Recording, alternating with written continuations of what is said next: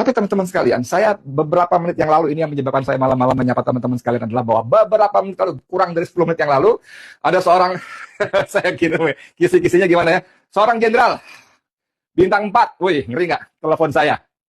Telepon saya, dia mengkonfirmasi bahwa surat itu benar dan pembatalan pencopotan Kunto adalah benar adanya. Saya bilang, gila nih kalau benar begitu gila. Artinya, berarti bahwa ketika Kunto dicopot, itu Prabowo tidak tahu.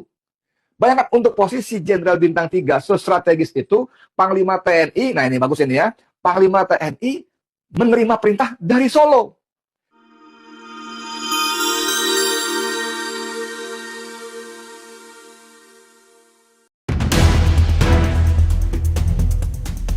Wartawan senior Edi Mulyadi tuding, mutasi Letjen Kunto Arif Wibowo, dari posisi Pangkogap menjadi staf khusus Kasad, ada campur tangan mantan Presiden ke-7 RI Joko Widodo.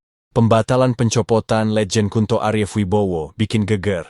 Tapi yang lebih menggegerkan, Prabowo dikabarkan marah besar. Dan itu wajar, Panglima TNI Agus Subianto berani main mutasi tanpa restu Presiden. Lebih parah, konon dia masih nurut ke Jokowi. Kalau benar, ini penghinaan terbuka terhadap otoritas Prabowo sebagai Panglima tertinggi.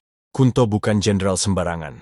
Dia juga putra Jenderal Tri Sutrisno yang baru saja mengomandoi 300-an purnawirawan jenderal, laksamana, marsekal, dan 90-an kolonel menyatakan pemakzulan Wapres Gibran.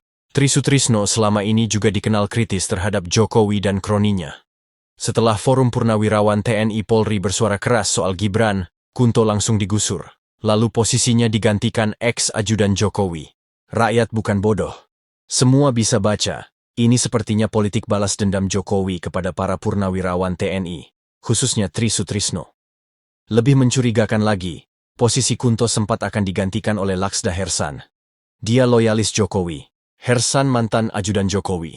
Juga pernah jadi sekretaris militer, ini memperkuat dugaan bahwa Jokowi masih memainkan peran di balik layar.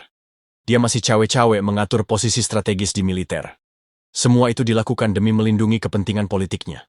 Prabowo harusnya, ini menjadi titik balik. Cukup sudah rasa hormat yang selama ini ditunjukkan ke Jokowi.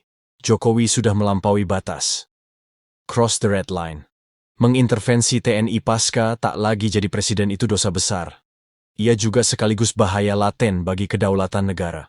Prabowo harus bertindak. Jangan ragu copot Panglima TNI kalau terbukti lebih tunduk ke matahari di Solo ketimbang Presiden RI.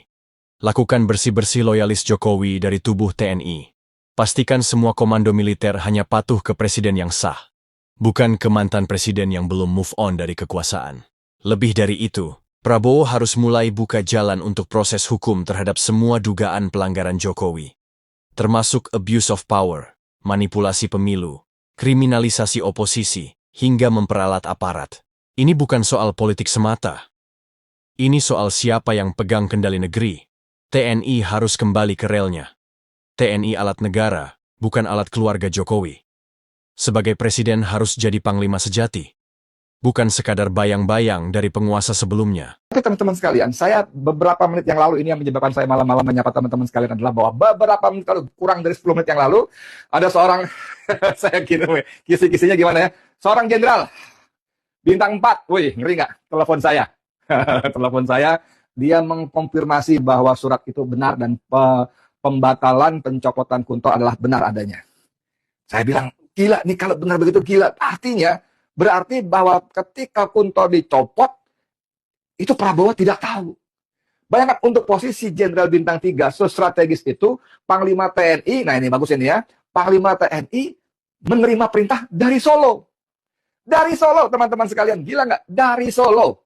Memang kita masih mengenal apa yang disebut oleh saya Didu sebagai geng Solo ya, Kapolri geng Solo, Panglima TNI geng Solo ya kan, memang tapi kita betul-betul nggak menyangka bagaimana seorang Agus Subianto, Panglima TNI mau menerima perintah untuk hal segenting dan sepenting itu dari Solo. Itu nggak masuk akal buat saya. Dan menurut senior yang saya terima teleponnya tadi, saya bilang nih kalau saya tahan sampai besok nggak lucu banget nih. Saya harus bunyi ke teman-teman malam ini. Jadi begitulah yang saya dengar dan ini luar biasa.